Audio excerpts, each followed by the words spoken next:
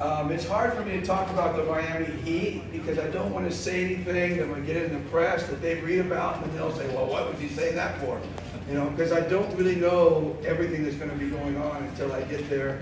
I've been in some conversations. I know I'm going to be treated as one of the staff, which is really amazing. And I'm going to stay with the staff, and I don't know exactly what my duties are, but I've been told I'm going to be an assistant coach. So whatever the assistant coach duties are, I assume I would take over. Like I said, I don't know if the public, the general public, realizes what the summer league really is. They think it's me going and coaching the Miami Heat, you know, Butler, Jimmy Butler, and Tyler Hero, and all of that. No, it's not that at all. The summer league is a different animal altogether. Every team has a summer league team, and they put it together with their draftees, which is happening tomorrow. I think, is it tomorrow? Friday our time, right? And I'm so hoping for Kai Soto to be drafted. And then they'll add their draftees, and then they'll add maybe a couple, 2 or 3 younger players from their regular lineup, maybe Yurtsevin or someone like that. And then they'll add Justin Brownlee type guys, you know, imports, some free agents, young free agents that didn't get drafted, and they form a team of 12 players. And then they go and play the Warriors version of that, or the Kings version of that. So that's really the team that I'm going to be a part of. Eric Spoelstra will not be coaching at all through the whole summer league. He never coaches. The coach of the team is going to be Malik Allen. He's a 10-year NBA vet, and he's been the assistant coach for Eric Spoelstra for the last 3 years, since 2019. He's coached, I think, at Minnesota before that, so he's a veteran. So he's going to be the head coach, and I'm going to assist him in any way I can. I'll probably be getting a lot of coffee and picking up laundry, you know, and speaking only when spoken to. But whatever they need me to do, I will do. And so that's really the deal. I just a tremendous opportunity. I was actually supposed to do this 3 years ago, or 2 years ago, 2020. But the summer league was canceled because of the pandemic. And then there was talk about me doing it last year, 2021. But we were in the playoffs, just entering the playoffs at that time. I think the summer league was like late August or something like that. Because of the pandemic, they moved it back. And so the opportunity arose this time, and the most important thing is I got the blessing of boss RSA. He gave me blessing, and Coach Al, you know, fought for me to do it. So, you know, I owe everything to them to allow me to do this. And the players have been very accepting. So, you know, honestly, this is like a bucket list. I'm going to be able to go, you know, you always, as I've said, you always, you know, you see from the TV, or even when you go to an NBA game, you see all that stuff on the court, and then they leave the court, and you wonder, what the heck is going on in that locker room? What are they talking about? What are they doing? What are they doing pregame? What are they doing postgame? How do they handle those things? Is it like us? Do they do the same things?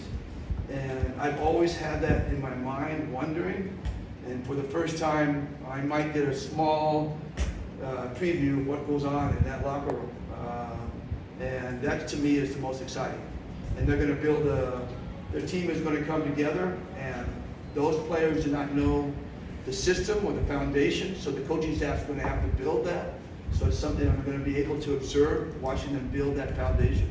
So those are the things that are really exciting for me from a coaching standpoint, and things that I hope that I can learn from and then bring back to Ginebra. And I'm sure anything that we bring back to Ginebra, and Ginebra does with any success, it will follow with the other teams. Will see it, and they'll analyze it and be able to do it as well. So it's a dream come true. It's a bucket list for me, you know. Number one in that bucket list. So it's. Did I say I was excited? I'm excited. I'm excited to do it. So we'll see. Coach, you say that this is a bucket list thing for you, but can it also be like a step forward? No, there is no I should really, someone said, well, maybe he's gonna get a job with it. There is nothing, absolutely not. First of all, if I ever went to the NBA, it would be at the bottom. And at the bottom, and you work your way up. I'm not just gonna walk in and be, a star coach or, first assistant or whatever. You have to work your way up. And when you have to work your way up, you're young guys like Jimmy Alapag. Jimmy's at the bottom and working his way up, and he's doing it the right way. Eric Spoelstra did it that way. He went to a thing and as a video coordinator, worked his way up to where he is now. I don't have enough time to do that. And Eric Spoelstra knows me, Coach Spo, he knows me that I'm not interested in that. If I was, I think that he would not allow me to do it. And this is truly a guest coaching thing. I'm not being paid, I'm not, I'm coming home. 4 games, I'm coming home. And I'll be happy to get home, and I'll be happy to do my own thing. And so, there's no intention for me, and there's certainly no intention for Coach Spo and the Miami Heat. So wipe that totally out.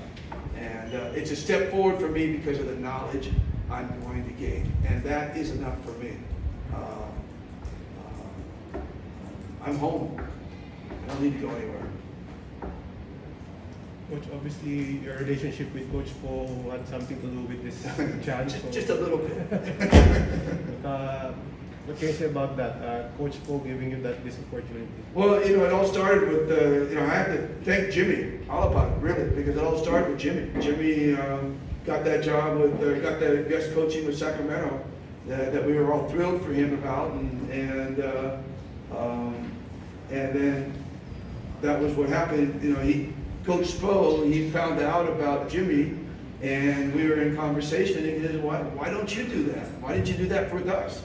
And I was like, well, I never got an invitation, I never, if I ever had a chance, I'd die for it if I could. And he says, okay, we'll try to work it out next year. And that was the year before the pandemic. So that's how it started. So really, I have to give Jimmy the credit for giving me this opportunity. At least put it in the minds of Spo, and Spo saying, really. So I'm just totally shocked that I'm able to do this. Truly, I'm just totally shocked. I mean, there's just no reason for Spo to allow me to do this at all. But it's amazing. Coach Tim, with you and Coach Jimmy being there, do you think this will open more doors for Well, Filipino coaches? I think that the NBA has gotten to be such a world thing. I tell you, if I was coaching a high school team in California or Texas, I guarantee you I wouldn't be able to do this. The fact that I'm coming from overseas in the Philippines, and the fact that Spo is Pinoy, I mean, that makes all the difference in the world and gives me this opportunity.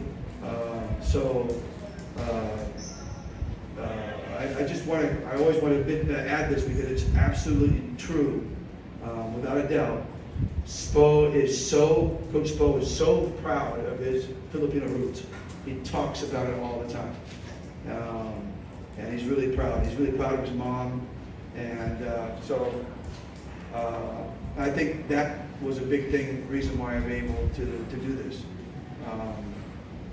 So, like I said, it's a world game, and who knows who's going to be next? Maybe with another team, maybe Sacramento will allow someone to go. Maybe Miami in the future. Who knows? But as long as you keep opening those windows, as you say, maybe a big door will open at some point. But I think they'll be looking for guys who are younger and starting out and less established to do something like this. Coach, moving forward, how does this fit in with the reclamation bid of Ginebra for the Philippine Cup? I mean, you won't be around for a couple of games. Have you talked to Coach Richard and the other players how they're going to navigate the coming weeks? Well, I don't think anything really changes. We have a system in place. Richard believes in it just as much as I do, so it's not going to be a lot of adjustments. I think they'll go out and basically continue doing what they're doing. And like I said earlier, because I'm not there, I think they'll loosen up a little bit and do it even at a higher level. So I won't be at the back screaming and yelling. I was serious when I said Jap is happy for me to go. I won't be on his back for the next 4 games. But I really don't think anything's going to change. And management is truly believing that we're going to not miss a beat and keep going forward.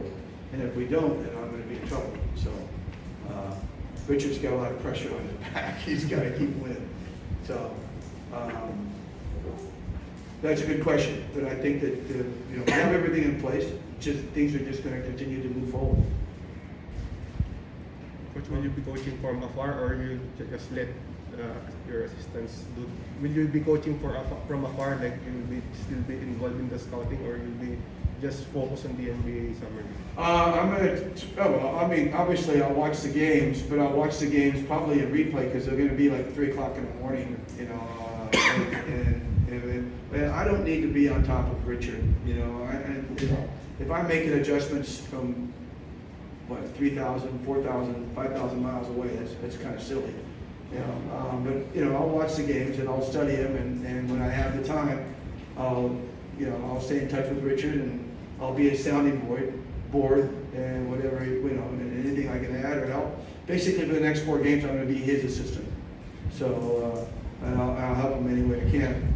But I really don't know how much time I'm going to have over there. I don't know what my duties are. I know that the Miami Heat is known for being the hardest working organization in the NBA, the most disciplined, and I know they put their guys to work. So if they're going to put me to work, I don't know how much free time I'm going to have. Good news, I'm going to be there. My wife is not there. She's in another part of the United States visiting my daughter. So I don't have to worry about her. I can just focus on the job at hand. I want to do well for them, only because they've given me an opportunity, and I want to do the very, very best I can for them, whatever that takes. It might just be go get coffee at Starbucks.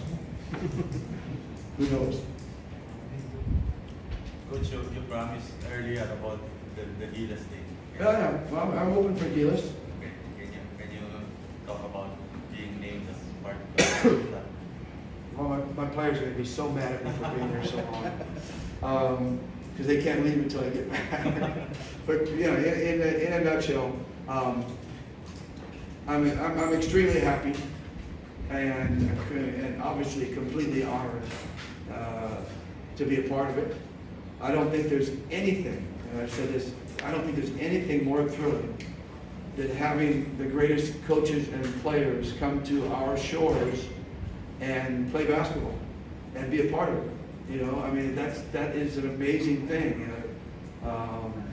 Steve Kerr, Eric Spoelstra, the Dream Team, the Spanish coaches, the Serbian coaches, they're all going to be here. That's truly, that's just a thrilling thing, and to be a part of it is incredible. So all I want to do, and I haven't spoken to Coach Chuck about what my role is going to be, but I do know one thing: I'm going to have his back, and he knows that. I'm going to have his back through thick and thin, and we've worked, multiple times together in the past. We know how well we get together, how well we get along, and we are of 2 different minds in the way we coach the game. So we'll have a couple of different points of view, and I'll add my point of view wherever I can. But his word will be law, and we will all follow it. I especially. So, like I said, I'm going to have his back. I think that's what the head coach needs from an assistant more than anything else. And then hopefully together and with the rest of the staff, Joan and Coach Vucevic, is how you pronounce it. So far that I know, and I'm just knowing that from reading your articles, because I haven't spoken to anybody, but we're just going to try to get together and put our very, very best foot forward. We know we're not going to win the world championships, that's an unreal expectation. But we literally want to put our best foot forward in front of our home fans, and that's most important. So whatever that entails, I can't tell you yet, But hopefully we can get together, and maybe I can steal some things from Miami and give it to Chut, and maybe we'll surprise a few people. But I'm really looking forward to helping any way I can. Coach, are you coming in? Are you going to join the preparations as well for the windows, or? You know, again, I don't know. I would assume so, but I don't know. I can't imagine missing any Ginebra games for it. You know. By the way, I'm going to have what 1,704 straight games of coaching and something like that. And now I'm going to miss 4 in a row. Never missed a game, and now I'm going to miss 4 in a row. That was one thing that really hesitated me, by the way, about doing this Miami thing, because I go, God, my record. I've always taken such pride in making every game. But going back to Gilas, I don't think that they're going to demand me from missing any Ginebra game or any part of the conference. So if they're traveling and going and Ginebra is still playing, I assume I'd still stay with Ginebra and help them whenever I can. But again, like I said, I have not spoken to Chud. I didn't even know he was going to announce it that night. I was completely taken by surprise. Given us, coach. Huh? Given us. Yeah, I think he just kind of did it spur of the moment. I think that and he hasn't called me since, so I really don't know anything that's going on at this point. But I'm thrilled. I'm thrilled to be a part of it. I'm honored to be a part of it, and I hope I can contribute in some way. So, Coach, no discussions yet on maybe coaching one of the windows, something like that? No, like I said, I literally have not spoken to him about anything. I got a text about a week ago, I guess, and he said that there's a really good chance that San Miguel is going to allow you to coach the Gilas team. I go, okay, great. And then a week later, he says, I'm part of it. So that was basically, that's all the communication we've had. Except for the flopping rule. We discussed the flopping rule, the two of us. Neither of us liked the flopping rule. But Coach Chot said also that he contacted you like on the first day that he was appointed as head coach. Was that, is there some truth to Yeah, that? there's truth to that, but that was a while ago, and there was no thought that I would be able to do it at that point.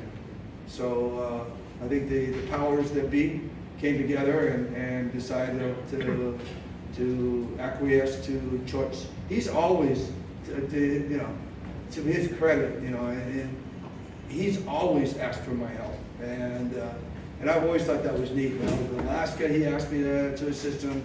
When I went to Pure Foods, he asked me to assist him. When I went to Denver, he asked me to. He's always said, I'd like you to join my staff. So, but I've never had the opportunity until now. Okay. I think I actually assisted him for about 3 weeks, way back when I was with Alaska.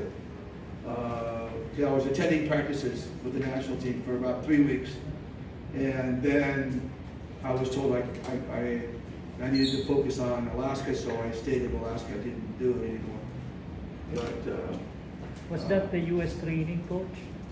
The US no, training? well, yeah, we did something in Las Vegas. I remember we played some in a league in Las Vegas I remember being Chuck's roommate. We roomed together in Vegas, and it's so long ago. It's really bad. The only thing I remember is Chuck snoring every night. But I'm sorry, Chuck. But it was like only for like 3 weeks that I was his assistant. And of course, he assisted me with the Centennial team and back in the Alaska days. For those that are listening that don't know that. Thank you. Thank you very Thank much. you, Thank you for your time, Coach.